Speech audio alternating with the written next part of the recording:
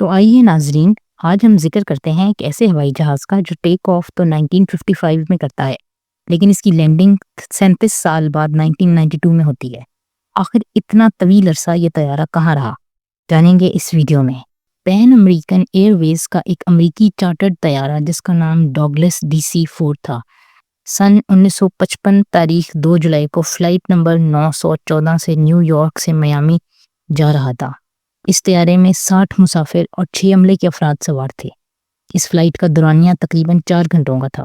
حیرت کا جھٹکا تو تب لگتا ہے جب راستے میں اچانک یہ جہاز ریڈار سے غائب ہو جاتا ہے اور پھر کبھی میامی نہیں پہنچتا۔ ایسے اچانک غائب ہو جانے والے ہوائی جہازوں کی کہانیاں تو ہم نے بے شمار سنی ہیں، جن کو کھوجنے میں سالوں سال لگ جاتے ہیں لیکن کچھ پتہ نہیں چلتا۔ لیکن یہ اپنے انداز کی ایک منفرد کہانی ہے۔ تقریباً 37 سال بعد 21 مئی 1992 کو وینزویلا کے دارالحکومت کاراکاس کے ایئرپورٹ پر ایک حیرت انگیز واقعہ پیش آتا ہے۔ ایئرپورٹ کے عملے کو آسمان پر ایک ہوائی جہاز دکھائی دیتا ہے، مگر حیرت انگیز بات تو یہ ہے کہ وہ کنٹرول روم میں بیٹھے ورکرز کو ریڈار پر دکھائی نہیں دے رہا ہوتا۔ پھر اچانک اس طیارے کا رابطہ کنٹرول روم سے ہوتا ہے اور وہاں موجود افسر جوان ڈیلا کورتے اس سے بات کرتے ہیں۔ جب جوان پائلٹ سے طیارے کی تفصیلات پوچھتا ہے تو پائلٹ بتاتا ہے کہ وہ DC-4 طیارے میں ہے اور وہ میامی لینڈ کرنا چاہتا ہے۔ پائلٹ کی بات سن کر جوان حیرت میں مبتلا ہو جاتا ہے اور وہ اسے یہ کہتا ہے کہ یہ میامی نہیں بلکہ کاراکاس کا ایئرپورٹ ہے اور میامی سے 2200 کلومیٹر دور ہے۔ پائلٹ سخت گھبراہٹ کا شکار ہو جاتا ہے۔ وہ یہ سمجھ ہی نہیں پاتا کہ یہ 37 سال آگے مستقبل میں پہنچ چکا ہے۔ جب پائلٹ کو اس بات کا علم ہوتا ہے کہ وہ سال 1992 میں ہے تو وہ بہت زیادہ حیران اور ششدر ہو جاتا ہے۔ پھر وہ فی الفور لینڈنگ کی اجازت چاہتا ہے کیونکہ طیارے کا کنٹرول اس کے بس میں نہیں رہتا، اور جب وہ طیارہ لینڈ کرتا ہے تو پائلٹ ایئرپورٹ اور اس کے ارد گرد موجود عمارتوں اور جدید طیاروں کو دیکھ کر حیران رہ جاتا ہے، اور دوسری طرف ایئرپورٹ پر موجود لوگ بھی پرانے طیارے کو حیرت سے انگلیاں منہ میں دبائے دیکھتے ہی رہ جاتے ہیں۔ جب ایئرپورٹ کے عملے سے پائلٹ کی بات چیت ہوتی ہے تو اس کو واقعی اس بات کا یقین ہو جاتا ہے کہ وہ سال 1992 میں ہے اور اس نے اپنی اڑان 1955 میں بھری تھی۔ وہ فوراً ہی پرواز کر کے جانے کا ارادہ کرتا ہے کیونکہ یہ سب حالات اس کی سمجھ سے باہر ہوتے ہیں۔ وہاں سے جاتے وقت اس کے ہاتھ سے ایک فائل زمین پر گر جاتی ہے جس کے اندر موجود 1955 کا کیلنڈر ہوتا ہے، اور یہی کیلنڈر اس واقعے کا ثبوت بنتا ہے۔ کیا یہ وقت کا سفر ہے، یعنی ٹائم ٹریول ہی تھا یہ؟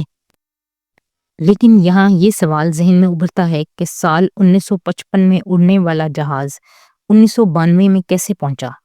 کیا اس نے وقت کا سفر کیا ہے؟ اور اگر ٹائم ٹریول ہی ہوا ہے تو 2 ہی ممکنات ہو سکتے ہیں، یا تو کوئی چیز بلیک ہول کے قریب ہو جائے یا پھر روشنی کی رفتار سے سفر کرے۔ لیکن DC-4 جہاز نہ ہی بلیک ہول کے قریب گیا تھا اور نہ ہی وہ جہاز اتنی تیز رفتار حاصل کر سکتا تھا کیونکہ اس کا ماڈل بہت پرانا تھا۔ آخر سچ کیا ہے؟ کیا ہو سکتا ہے سچ؟ اور آخر پھر یہ سب کیسے ممکن ہوا؟ یہ بالکل ایسا ہی ہے جیسے 1998 میں پیدا ہونے والے راشد خان نے عمران خان کو 1992 میں ورلڈ کپ اٹھاتے ہوئے دیکھا۔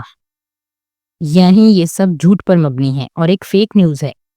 1947 سے 1961 تک امریکہ ایئر ویز کے پاس ڈاگلس DC-4 کے تقریباً 22 طیارے موجود تھے، لیکن کوئی فلائٹ 914 موجود نہیں تھی۔ 2 جولائی 1955 کو نیو یارک سے میامی کسی فلائٹ نے اڑان نہیں بھری تھی، اور نہ ہی ایئرپورٹ کے ریکارڈ کے مطابق اس دن کے حادثات کی فہرست میں 914 نام کی کوئی فلائٹ تھی جو لاپتہ ہو گئی ہو۔ ایک امریکی fictional news paper weekly world میں یہ سب جھوٹی کہانیاں محض دلچسپی کی حد تک سب سے پہلے 1985 میں نشر کی گئی تھیں، کیونکہ یہ ایک مزاحیہ امریکی اخبار تھا جو سن 1979 سے سن 2000 کے درمیان چھپتا رہا تھا۔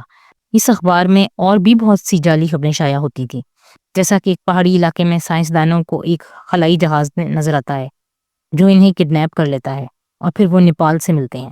اس اخبار کی مزید جھوٹی خبروں میں سے ایک خبر یہ تھی کہ بیری کلنٹن نے بیٹ بوائے یعنی آدھا انسان اور آدھا چمگادڑ نما آدمی گود لے لیا ہے۔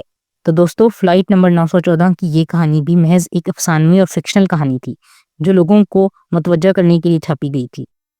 آپ کا اس کے بارے میں کیا خیال ہے؟ کمنٹ میں اس کے متعلق ضرور بتائیے گا، اور اگر آپ کو یہ ویڈیو پسند آئی ہے تو لائک، شیئر اور سبسکرائب کر کے بیل آئیکن پہ کلک کرنا نہ بھولیے گا۔